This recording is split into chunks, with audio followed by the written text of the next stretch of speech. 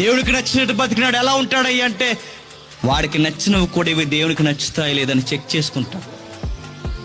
నీలా నాలా ప్రతి దానిలో కలవడు. రారా రేపు పొద్దున్న ఫస్ట్ షోకి వెళ్ళిపోతాం, మన స్టార్ గారు సినిమా రిలీజ్ అయిందనగానే వెళ్ళిపోతాం. కానీ నీతిమంతుడు వెళ్ళడు, ఎందుకంటే ఇది దేవునికి ఇష్టమైన కార్యము కాదు. పలానా దిక్కుడికి వెళదాం రారా, సంబరాలు జరుగుతున్నాయి అంటే రాడు, ఎందుకంటే తన ఇష్టాలన్నీ దేవునికి ఇష్టమైనవి కాదా చెక్ చేసుకుంటాడు. ఈ రోజు నుంచి మొదలు పెట్టండి.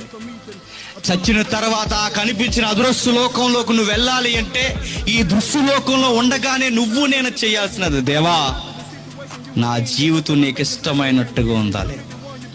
నా ఆకారం చెబుతుంది, నా అవసరాలు చెబుతున్నాయి, కట్టుకునే బట్టలు చెబుతున్నాయి, నేను కోరుకునే వస్తువులు మోజు చెబుతుంది, నేను వాడే మొబైల్ చెబుతుంది, ఇవన్నీ చెబుతున్నాయి ప్రభువా. నా జీవితం